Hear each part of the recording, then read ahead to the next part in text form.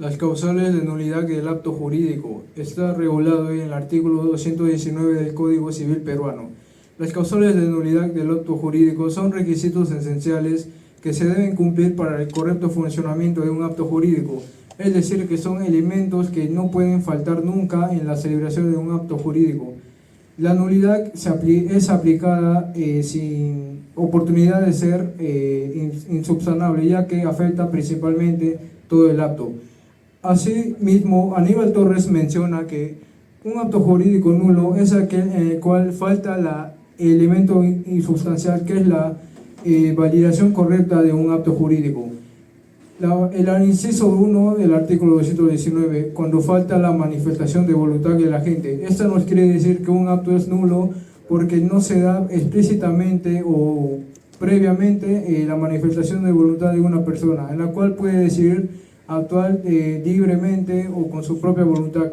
En estos casos, un ejemplo sería el del octavo pleno casatorio, en el cual una mujer en sociedad de bienes conyugales vende su bien inmueble que fue comprado con su esposo sin que éste se enterara.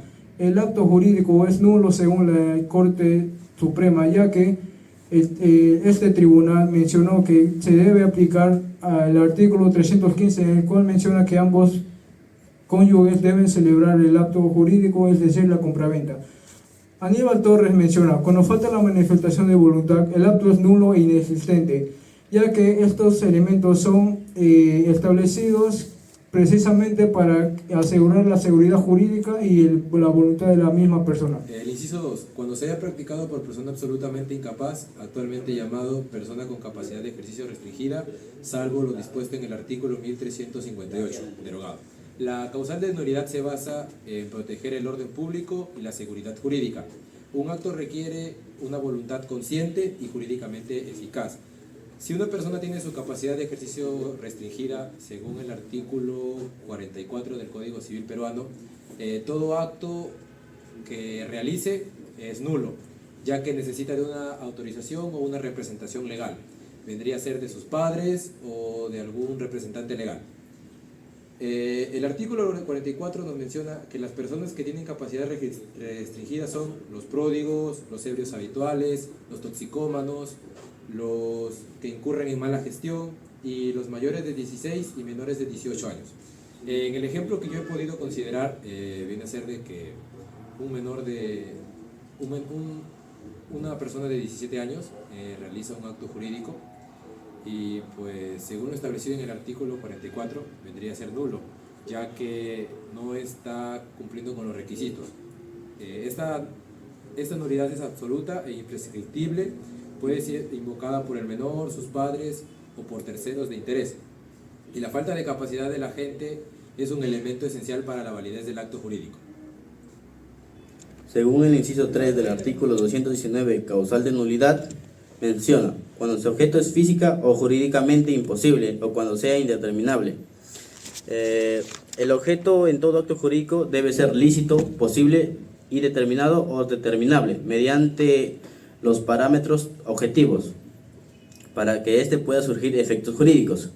Cuando el objeto es físicamente imposible o jurídicamente prohibido o indeterminable, se le considera causal de nulidad absoluta. Según el artículo 219, inciso 3, menciona que la causal de nulidad es imprescriptible y puede ser alegada por cualquier interesado. Y el juez puede declararla de oficio, pues salvaguarda el orden público y la coherencia del sistema jurídico.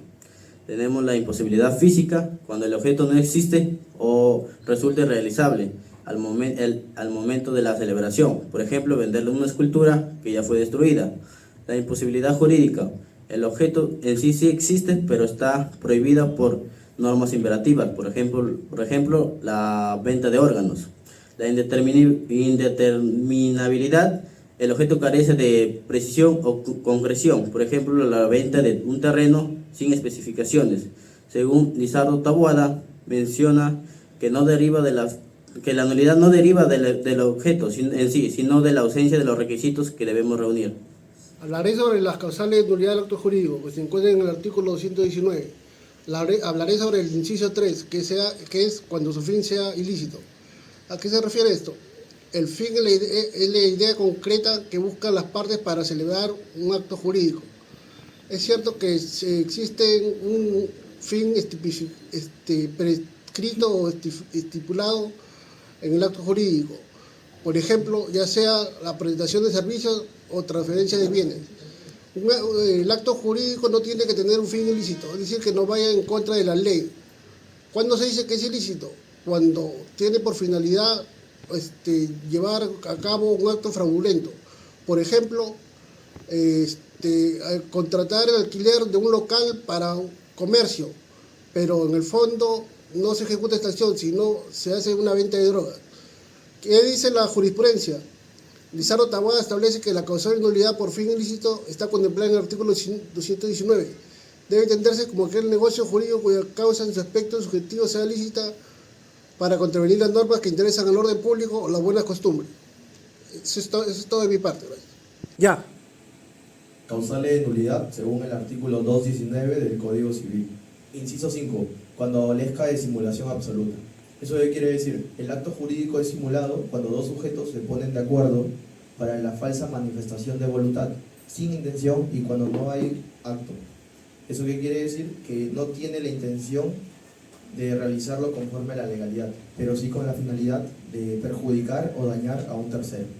Según explica Aníbal Torres, la ausencia de causa puede deberse a la falta de voluntad, luego estamos frente a un acto inexistente, o a que se trata de un acto absolutamente simulado, o bien que se incurrió en error o al apreciar la causa. Ejemplo, Fabricio y Julio son muy grandes amigos, pero Fabricio tiene una deuda con el banco y está a punto de perder su casa por embargo del banco. ¿Qué hace Fabricio? Se lo comenta a Julio y entonces pactan una simulación de acto jurídico. ¿Qué quiere decir con eso? De que Fabricio simula hacerme una venta de su casa para que así el banco no tenga sustento de quitarle esa casa porque ya pasaría hacia el nombre de Julio. Pero en realidad todo está en el fondo, significa que pues la casa siempre, Julio nunca la va a usar, nunca va a vivir en ella y siempre va a seguir siendo de Fabricio, y Julio tampoco nunca dio el dinero porque es totalmente una simulación. En el inciso 6, cuando no revista la forma prescrita bajo sanción de nulidad. En este inciso se basa de que la forma prescrita bajo sanción de nulidad en un acto jurídico lo invalida, ya que la forma es un requisito esencial para garantizar la validez, la eficacia, la claridad y la seguridad jurídica. La ley exige formalidades específicas para ciertos actos como donaciones, contratos, etc. Y su incumplimiento conlleva a la nulidad absoluta. La forma legal protege a las partes y al sistema jurídico, asegurando autenticidad y validez. Bueno, según la doctrina de Lizardo Taboada, nos sustenta de que existen determinados negocios jurídicos que además de dichos elementos requieren para su formación del cumplimiento de una determinada formalidad, que la ley impone bajo sanción de nulidad de una manera en que, ausencia de dicha formalidad, el negocio jurídico será nulo y no producirá ningún efecto de los que en abstracto debía producir. Bueno, el ejemplo que yo he considerado trata sobre que Manuel y Carmen firman un contrato privado para vender un departamento, ¿no?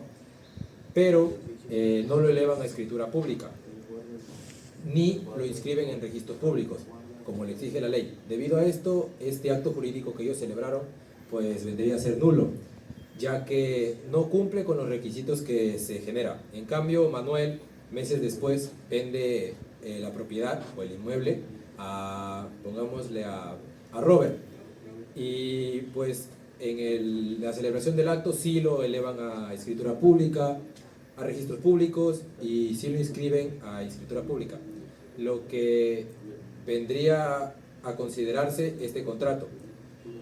Lo que de meses después Carmen le reclama por el contrato anterior, y pues la ley, al observar de que hay una ineficacia, pues da por válido el segundo contrato. Gracias.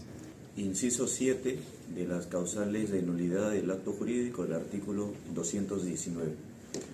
Cuando la ley lo declara nulo, nos quiere decir que, por ejemplo, tiene que estar tipificado, escrito textualmente para la nulidad del acto jurídico. Por ejemplo, tenemos el artículo 274 que nos habla de las causales de nulidad del matrimonio, o el artículo 1927 que nos habla de la nulidad de la renta vitalicia. Tenemos doctrina, nos habla Marcial Rubio Correa, la nulidad por mandato legal tiene un carácter imperativo. Cuando la ley establece que un acto es nulo, no existe posibilidad de convalidación por parte de los interesados. Esta nulidad obedece a la necesidad de proteger intereses generales o principios jurídicos fundamentales. Inciso 8. En el caso del artículo 5 del título preliminar, salvo que la ley establezca sanción diversa, podemos hablar ahí de una nulidad tácita o virtual. Es cuando el negocio jurídico es contrario al orden público o las buenas costumbres. Por ejemplo, el matrimonio entre dos personas del mismo sexo es contrario al artículo 234 de nuestro Código Civil, que nos habla que el matrimonio es entre un varón y una mujer. Otro ejemplo sería comprar una casa para ejercer la prostitución o la trata de blancas. Haciendo referencia a doctrina, tenemos a Lizardo Taboada, nos dice que hace referencia directa a los supuestos de las nulidades tácitas o virtuales, por cuanto se dispone que es nulo el acto jurídico contrario a las leyes que interesan al orden público o las buenas costumbres. La nulidad viene impuesta no expresamente por la norma legal, sino por el hecho de que el negocio jurídico contraviene una norma inspirada en el orden público o las buenas costumbres. Gracias.